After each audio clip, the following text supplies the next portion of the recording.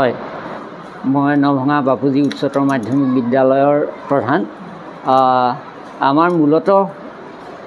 আমাৰ শিক্ষা সপ্তাহ বুলি এটা চৰকাৰী কাৰ্যসূচী চলি আছিলে, তাৰ আজি পঞ্চম দিন। গতিকে এই কাৰ্যসূচীৰ আধাৰত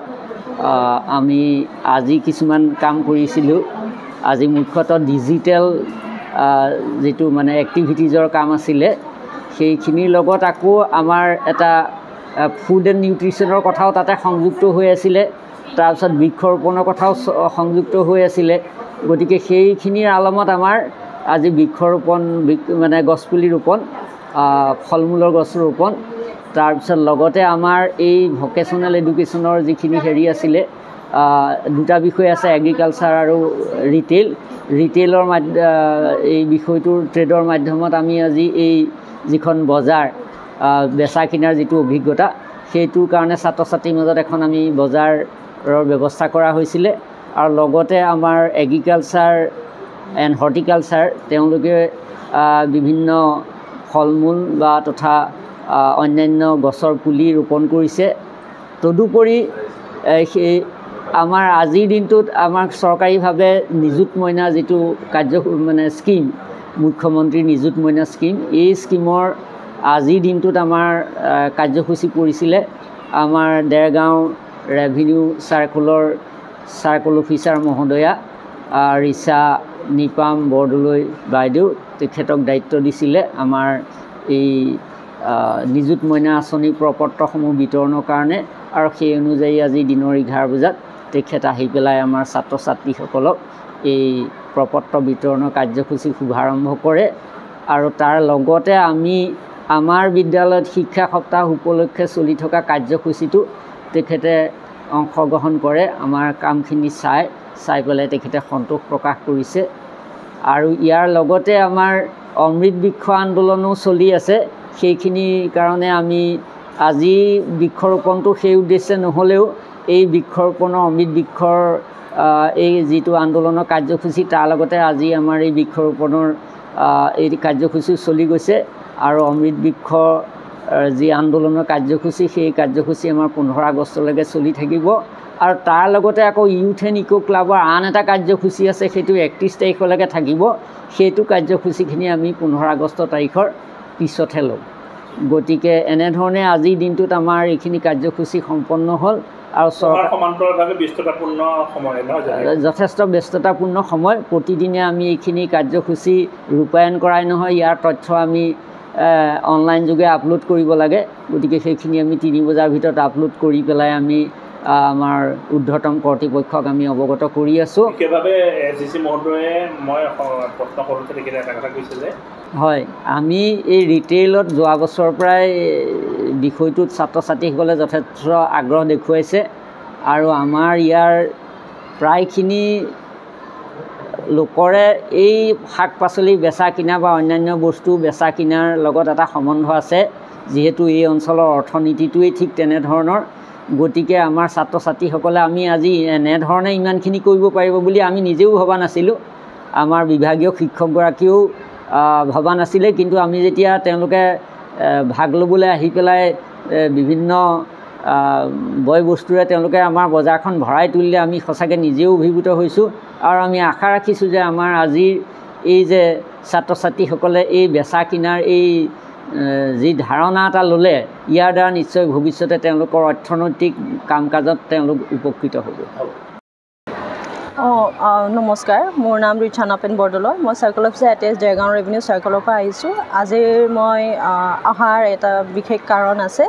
আমাৰ অসম চৰকাৰৰ দ্বাৰা আমাৰ ছাত্ৰীসকলৰ কাৰণে এটা আঁচনি ওলোৱা হৈছে। সেই আঁচনিৰ নামটো হ'ল আপোনাৰ মুখ্যমন্ত্ৰী নিযুত মইনা আঁচনি। সেই আঁচনিৰ দ্বাৰা আৰ্থিক সহায় দিয়া হ'ব আমাৰ class 11, under graduate, post graduate আৰু যোনে ইন ছাৰ্ভিচ এডুকেশ্যন লৈ আছে, যেনেকৈ BEd, সেই ছাত্ৰীসকলৰ কাৰণে সহায় দিয়া হ'ব, আৰ্থিকভাৱে সহায় দিয়া হ'ব। সেইবাবে মই আজি গোলাঘাট জিলা প্ৰশাসনৰ তৰফৰ পৰা মই নভঙা হায়াৰ ছেকেণ্ডেৰী স্কুললৈ আহিছোঁ ফৰ্ম বিলাবলৈ কাৰণে। অহাৰ পাছত দেখিছোঁ স্কুলৰ পৰিৱেশটো বিৰাট ভাল লাগিল মোৰ প্ৰথমখিনি চব পালোঁ কি স্কুলৰ শিক্ষাগুৰুসকল ছাত্ৰ ছাত্ৰীসকল ধুনীয়াকৈ ইয়াত যিদৰে সিহঁতে স্কুলীয়া পৰিৱেশ বনাই থৈছে সেই পৰিৱেশটো চাই পেলাই মোৰ বিৰাট ভাল লাগিল আজি এটা বস্তু এইটোও দেখিছোঁ মই প্ৰথমবাৰ দেখিছোঁ মোৰ যিহেতু মোৰ প্ৰথমবাৰ আপাৰ আছামত মোৰ পষ্টিং হয় আহি পেলাই দেখিলোঁ স্কুলত এটা আপোনাৰ তেওঁলোকৰ ৰিটেইল ভকেশ্যনেল ছাবজেক্ট হিচাপে আছে সেই ছাবজেক্ট মতে আপোনালোকৰ দেখিছোঁ কি সৰু ল'ৰা ছোৱালীবোৰক কেনেকুৱা শাক পাচলি আপোনাৰ বজাৰ কেনেকুৱা বহে চেলাৰ বায়াৰ সেনেকুৱা কনচেপ্টটো সিহঁতৰ আগত মানে সিহঁতক যাতে সিহঁতে ভালকৈ বুজে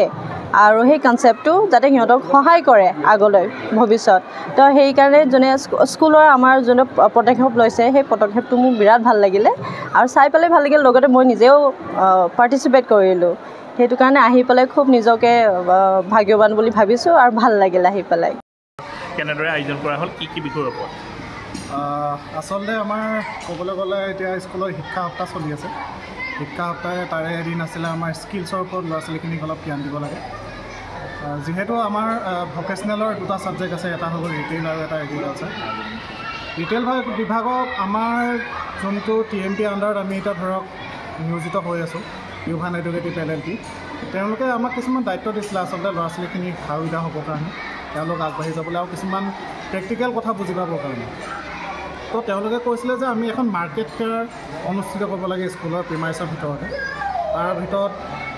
ধৰক আমাৰ যিকোনো বস্তু থাকিব পাৰে গাঁৱতে প্ৰডিউচ হোৱা কমোডিটিবিলাক থাকিব পাৰে ল'ৰা ছোৱালীবিলাকক ঘৰত হোৱা কমোডিটি থাকিব পাৰে শাক পাচলিৰ পৰা আদি কৰি কাপোৰ কানিৰ পৰা আদি কৰি সেই বস্তুবিলাক হ'ব পাৰে গতিকে তেওঁলোকক আমি জনালোঁ ল'ৰা ছোৱালীখিনিক জনালোঁ যে তোমালোকে ঘৰৰ পৰা যি পাৰা লৈ আহিবা এখন মাৰ্কেট ফেয়াৰ আমি যিহেতু অনুষ্ঠিত কৰিবলৈ লৈছোঁ তাত ধৰক আমাৰ কিছুমান গাঁৱৰ কিছুমান ভাল ব্যক্তি কিছুমানো আহিছিলে যোনবিলাক আগশাৰী ব্যক্তি কিছুমানকো আমি নিমন্ত্ৰণ জনাইছিলোঁ আমাৰ প্ৰিন্সিপাল ছাৰ আছিলে তেওঁ বহুত সহায় কৰিলে লগতে আৰু এটা আজি ভাল কথা হ'ল কি SJC মেমো আমাৰ ইয়াত উপস্থিত আছিলে তেওঁ বিশেষ কিছুমান কাৰণত আহিছিলে কিন্তু যিহেতু আমাৰ মাৰ্কেট ফেয়াৰটো চলি আছিলে সেই সময়তে তেওঁ পালেহি তেওঁ বস্তুটো বহুত প্ৰশংসা কৰিছে আৰু এনেকৈ কৈছে যে তেওঁৰ যদি আমি এনেকৈ কিছুমান ইনিচিয়েটিভ লৈ গৈ থাকোঁ এনেকুৱা ধৰণৰ যদি ইনিচিয়েটিভবিলাক লৈ গৈ থাকোঁ তেতিয়া ভকেশ্যনেল এডুকেশ্যনৰ এনেকুৱা ছাবজেক্টবিলাকত ল'ৰা ছোৱালীবিলাক বহুত আগবাঢ়ি যাব পাৰিব স্কিলত আগবাঢ়ি যাব পাৰিব বিশেষকৈ ৰিটেইলৰ ক্ষেত্ৰত যোনটো আপোনাৰ ধৰক কাষ্টমাৰৰ লগত কেনেকৈ ব্যৱহাৰ কৰিব লাগে এখন দোকানত বা এটা ব্যৱসায়ৰ লগত কাষ্টমাৰ কেনেকৈ জড়িত থাকে কাষ্টমাৰৰ পৰা কেনেকৈ লাভান্বিত হ'ব পাৰে বাইং চেলিঙে গোটেই বস্তুখিনি আচলতে আজি বস্তুখিনি ল'ৰা ছোৱালীখিনিক প্ৰেক্টিকেলি বুজাবলৈ চেষ্টা কৰা হ'ল তাৰে সেই উপক্ৰম আজি যে বস্তুখিনি ঠিকেই গ'ল আৰু বাকীখিনি ধৰক টিচাৰখিনিও বহুত সহযোগিতা কৰিলে স্কুলৰ নৱভঙা